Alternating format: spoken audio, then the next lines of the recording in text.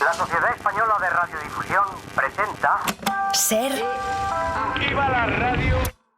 Podcast. Siempre. Las 8 de Hoy por Hoy en Ser Podcast. Un año después de las elecciones, el gobierno se llevó ayer un doble revés. Ni senda de estabilidad, ni ley de extranjería. El gobierno, que ya renunció a los presupuestos de este año, constata su fragilidad parlamentaria. Saca algunas reformas adelante, el decreto anticrisis, la reforma del Poder Judicial, pero le tumban otras que son clave. ¿Habrá nuevos presupuestos? ¿Llegarán a tiempo? En consecuencia, quedan rechazados los objetivos de estabilidad presupuestaria y de deuda pública propuestos por el Gobierno. ¿Cómo va a garantizar el Gobierno la estabilidad? ¿Cómo saber qué día va a tener hoy Puigdemont? Después de la amnistía y de las reuniones con mediadores, lo que le molesta es una foto, la foto que se harán hoy en Barcelona Sánchez y Aragonés. Cuando Junts dice que el Gobierno tiene que contar con Cataluña, ¿a qué Cataluña se refiere? Porque la Cataluña que vota a Junts le hace perder elecciones. El revés señala la debilidad del Gobierno, está claro, pero el recorte presupuestario lo tendrán que asumir ayuntamientos y comunidades. Y Canarias, Ceuta y Melilla tendrán que afrontar la situación crítica en sus centros de menores. ¿Qué pasa ahora con ellas? ¿Qué solución urgente propone quien ha corrido para vincular inmigración con inseguridad? ¿En qué punto estamos en realidad? Hola, buenos días. El miércoles se presenta pues con muchas preguntas después de que Junts sumara sus votos a los del PP y Vox para tumbar tanto la senda de estabilidad como la reforma de la ley de extranjería. Puigdemont le da ese revés al gobierno en la víspera de que Pedro Sánchez se reúna hoy mismo con Pere Aragonés y escenifiquen así un acercamiento entre socialistas y Esquerra que puede culminar invistiendo a Salvador Illa como el nuevo presidente catalán. Ha sido el Partido Popular simple y llanamente por el único afán que les mueve, que es intentar el acoso derribo a este gobierno por tierra, por mar y por aire, pero a pesar de sus piedras en el camino, a pesar de los palos en la rueda, este gobierno va a seguir trabajando por la mayoría social del país. Llamamos al presidente Sánchez a que reflexione, a que piense qué medidas debe adoptar ante esta situación insostenible para garantizar la gobernabilidad en nuestro país. Pues es el gran asunto político del día y enseguida entraremos en detalles, pero antes tenemos novedades sobre otro asunto central que es la vivienda. Las comunidades de propietarios van a tener que autorizar de manera expresa a los vecinos que quieran convertir su casa en un Airbnb. Esto plantea la enmienda que va a presentar hoy mismo el gobierno para intentar limitar el alquiler, una información que adelanta Javier Ruiz. El cambio legal que ya ha redactado el Ejecutivo y que se va a registrar hoy mismo como enmienda en el Congreso, dice explícitamente que quien quiera poner su piso en alquiler turístico deberá obtener previamente la aprobación expresa de su comunidad de propietarios. Esa luz verde de sus vecinos deberá de ser con una mayoría de 3/5. Para quienes no la tengan, la nueva normativa añade un punto que abre la posibilidad de que cualquier vecino lleve a los tribunales a quien tenga un Airbnb sin permiso de la comunidad. Literalmente reza que el presidente de la comunidad, a iniciativa propia o de cualquier propietario u ocupante, podrá requerir la cesación de ese Airbnb bajo apercibimiento de iniciar acciones judiciales. La norma se va a llevar ahora a la Comisión de Justicia, se va a votar después en pleno, busca considerar el fenómeno Airbnb como una actividad económica. La exposición de motivos del texto al que ha tenido acceso la SER justifica esas medidas en que se hace necesario, dice literalmente, que el Estado impulse medidas que combatan lo que describe como una grave situación de convivencia y de molestias que soportan comunidades y barrios. Pues contada la novedad de lo que se va a registrar hoy en el Congreso, vayamos con los efectos de lo que se votó ayer en esa misma Cámara. És evident que mentre no canvi aquesta realitat que hem exposat, aquest dèficit d'execució... Es el portavoz de Junts anunciando que su partido no solo iba a tumbar la ley de extranjería, sino también la senda de estabilidad sobre la que el gobierno tiene que escribir sus presupuestos. Sin ese trámite no puede hacer las cuentas o tiene que hacerlas mucho más restrictivas. Es una complicación económica, pero es antes que nada, como estamos subrayando, un revés político que Puigdemont decide dar horas antes de que Sánchez viaje a Barcelona para verse con Pere Aragonés. Barcelona, Laura Pons, buen día. Hola, buen día. Esta va a ser una imagen que simboliza de alguna manera cómo se están acercando socialistas y republicanos, Laura, mientras negocian la investidura de Illa.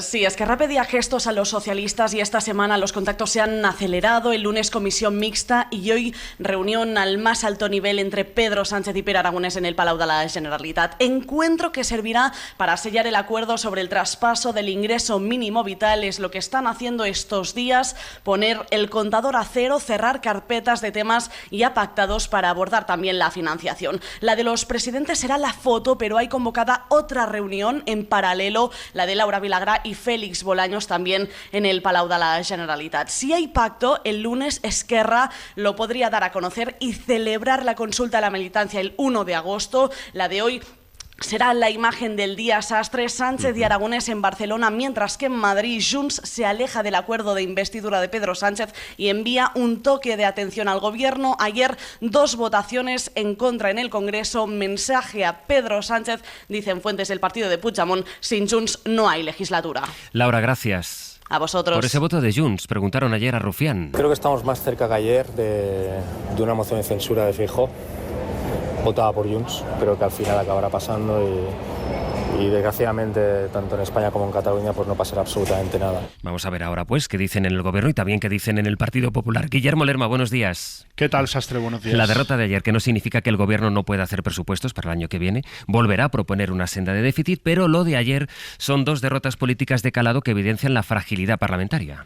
Sí, sobre todo la imposibilidad de aprobar la senda de déficit, que supone un varapalo político importante para el Ejecutivo, que ve como Junts echa por tierra el plan que tenía para el cierre de curso. Con la aprobación del primer paso para los presupuestos del año que viene, la Moncloa pretendía acabar el periodo de sesiones dando una imagen de estabilidad y unidad con los socios de la investidura. Se buscaba apuntalar el relato de que el acercamiento entre PSC y Esquerra en Cataluña no tiene por qué afectar a la relación con los de Puigdemont en Madrid. Nadie en el PSOE esperaba acabar la última sesión en la Cámara Baja con esta derrota. Ferraz intentó hasta el último momento que los independentistas cambiaran de opinión, pero no fue posible, aunque la ministra de Hacienda al final de la tarde de ayer prefería señalar al Partido Popular. No, sinceramente no sabíamos en ese sentido qué es lo que finalmente Junts iba a apoyar, pero evidentemente quienes más se benefician son las comunidades que en su gran mayoría se gobiernan por el Partido Popular. Es que no se entiende que el Partido Popular esté perjudicando a sus gobiernos. En privado sí que hay voces en el PSOE que atribuyen la decisión de Junts literalmente a un ataque de cuernos por el posible acuerdo con Esquerra para la Generalitat. En la práctica, la Moncloa insiste en que esta derrota no afecta al calendario para aprobar los presupuestos del año que viene, porque dicen están dentro de los plazos que marca la ley.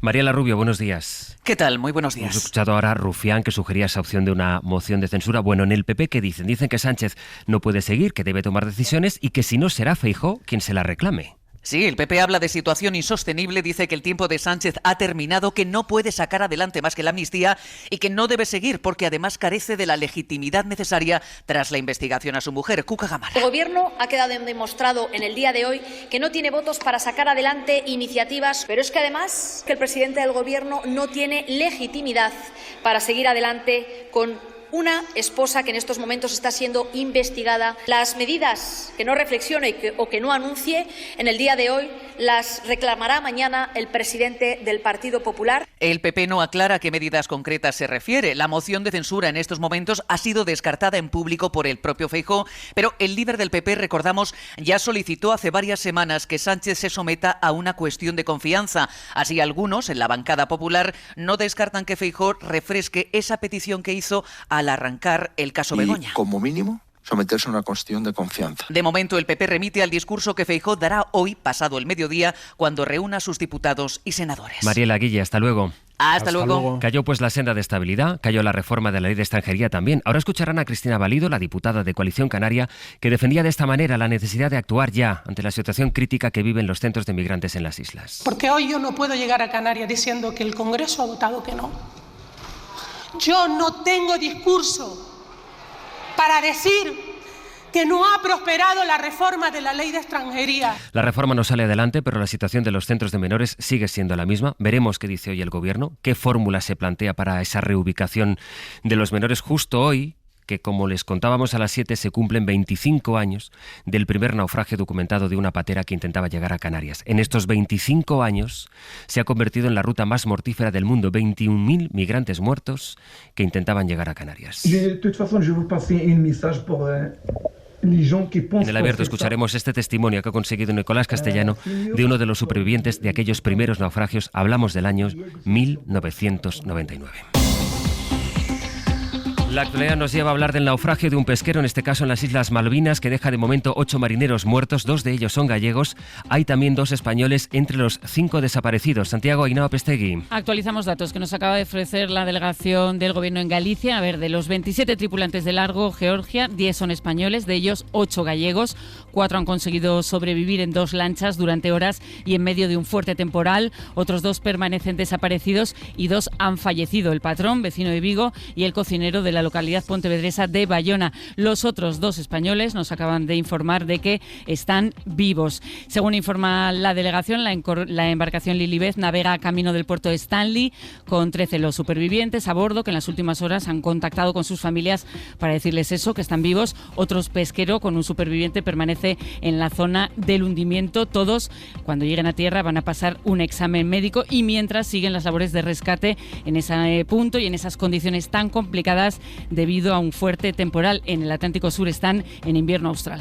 Por tanto, en ese naufragio había 8 personas gallegas, 4 han sobrevivido, 2 fallecidos, 2 siguen desaparecidos. Así está empezando este miércoles, en el que nos enfrentamos, Adrián Cordero, a lo peor de esta ola de calor.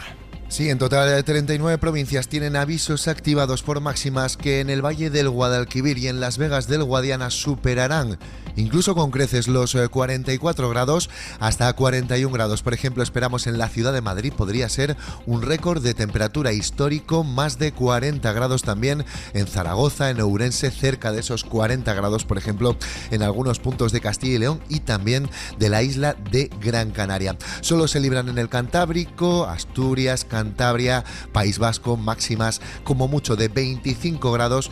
Mañana ligero respiro, pero será prácticamente imperceptible. Hoy por hoy noticias. Ser Podcast. La ministra de Igualdad defiende a la directora del Instituto de las Mujeres después de haberla destituido por esos contratos que obtuvo la empresa de su pareja.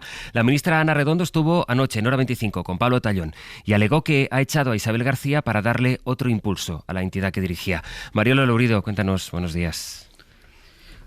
Buenos días, Astre. La ministra empezó la conversación desvinculando el cese del caso de las empresas de Isabel García y de su pareja, aunque piensa que para defenderse está mejor fuera del Instituto de las Mujeres. Creo que ella también quiere dar sus explicaciones, va a querellar por esas informaciones y quiere defenderse, y yo creo que lo puede hacer muchísimo mejor fuera de la Administración y fuera del Instituto de las Mujeres. Ella siempre puso por encima el impulso que había que dar al Instituto y el trabajo que había que hacer en el Instituto, y por lo tanto yo creo que mucho mejor defender su honorabilidad y su imagen fuera.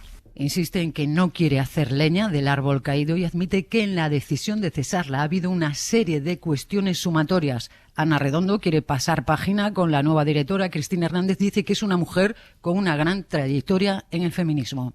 Mariola, gracias. Y del exterior, Estados Unidos.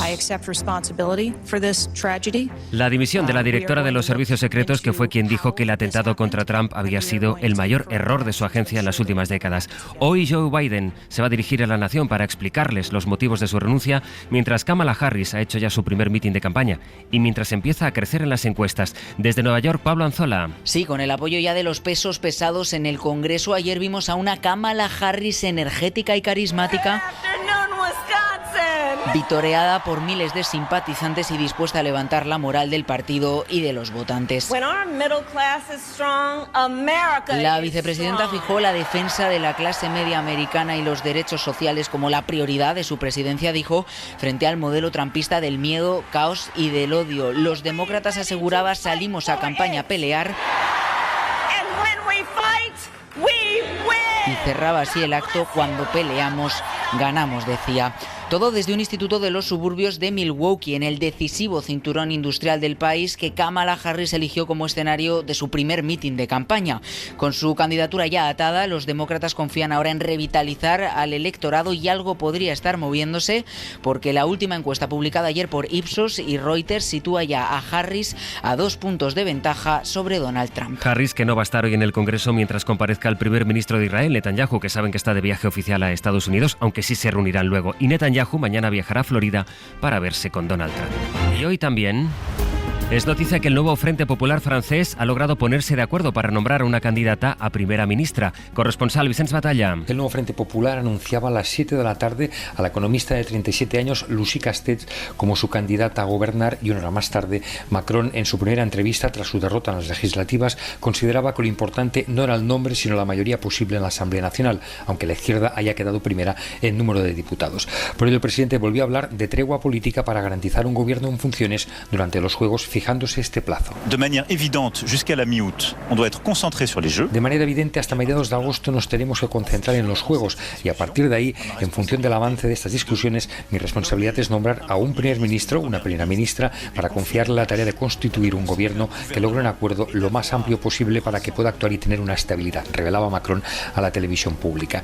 Inmediatamente todos los líderes de la izquierda salieron a denunciar que el presidente les siga negando la iniciativa para formar gobierno. Y la inestabilidad en el Sahel se ha convertido en una prioridad para reducir los flujos migratorios. Un diplomático español será el responsable de la OTAN para el flanco sur. Con él ha hablado nuestro corresponsal en Bruselas, Enrique García Pozo. Diplomático de carrera, su nombramiento se marca en el plan que aprobaron los aliados en la cumbre de Washington. Su labor será ser interlocutor entre la Alianza y el flanco sur, un área diversa que engloba el norte de África, Oriente Medio y una zona especialmente importante para España, el Sahel, donde la presencia militar rusa se ha incrementado en las últimas décadas. La organización que representa a la OTAN como amenaza solo contempla dos, son Rusia y el terrorismo. Y yo diría que ambas están muy presentes en el sur. Como amenaza de guerra inminente convencional nos la encontramos en Europa del Este, pero la presencia suya en África es algo que nos preocupa. En los últimos años lo que se ha visto es un incremento de una presencia militar, y no solo en el Sahel. Hay otros países en los que los